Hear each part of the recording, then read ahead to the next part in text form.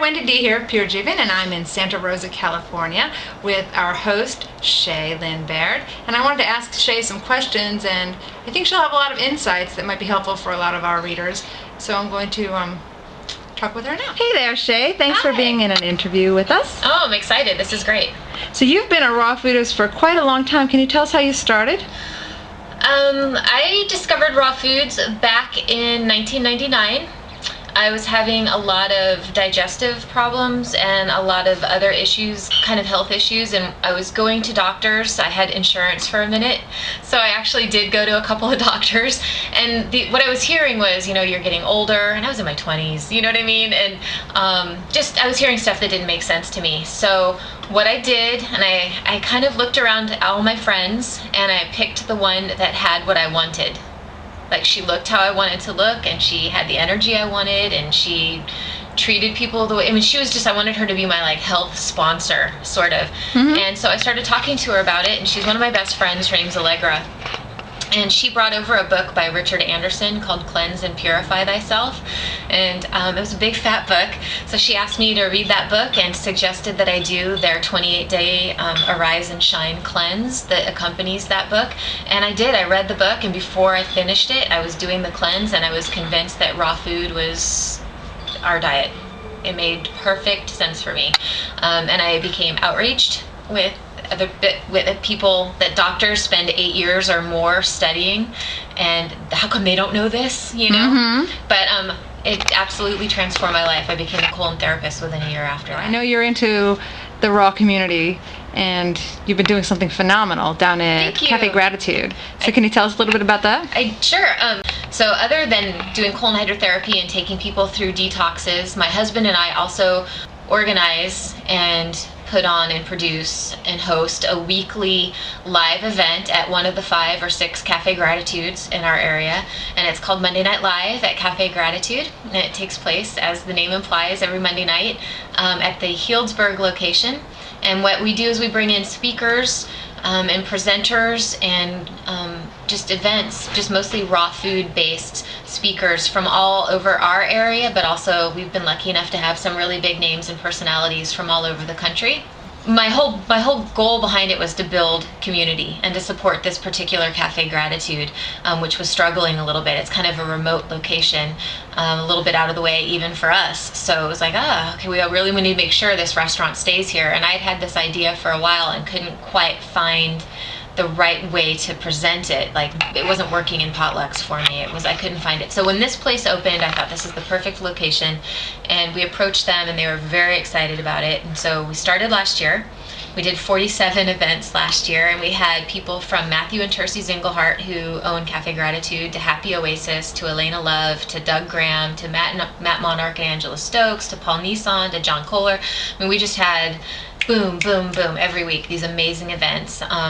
One of my favorite events is we previewed a movie called May I Be Frank. Have you heard of this movie? No, I haven't. So Ryland Englehart and his brother Kerry Mosier, which are Matthew and Tercy's 2 sons, so they're stepbrothers, they were both working at a Cafe Gratitude in San Francisco about 3 years ago, and they asked the question of the day. And this one particular day, this gentleman walked in who was an older Italian, New York, ex-drug addict, kind of just like down on his life kind of guy, and they asked him the question of the day, which was, what do you want to do again before you die?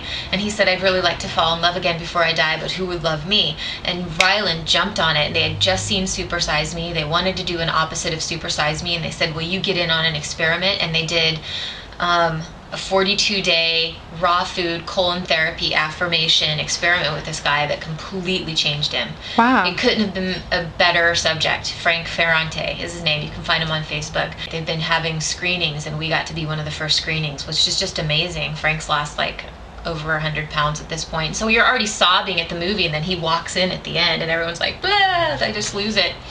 Yeah, I haven't heard of that. Oh, it's awesome. It's just getting started. We took some time off, and we started again this year, and so far already this year, we started in February, we've had Daniel Vitalis and Haya Rivka, who did like Matt Angela's wedding cake, Haya. And I just had a panel from the True North Health Center, which is one of the few water fasting facilities in the country. They came in and did a panel. So every week we just showed Simply Raw, the movie Reversing Diabetes, this week, and we had Michael Badar, one of the associate producers, there to talk about the film. So if you can't make it to Healdsburg and you're still interested in what we're doing with Monday Night Live, I really invite you to join our newsletter, which is free, and every week you get access to that week's video. We video every event, so you'll have an opportunity to watch that week's event for free for a week, and you can check out and see if there's anybody who's been in the past or who might be coming that you'd like to see or have unrestricted access to. And then we have something called All Access Pass, which for a really low fee you can just have unrestricted access to what will be over 100 hours of videos and audio for download by the end of this year. And we're only doing it because this has turned into a full-time job on top of our full-time jobs, and my husband and I just needed a little help so that we could keep this program going.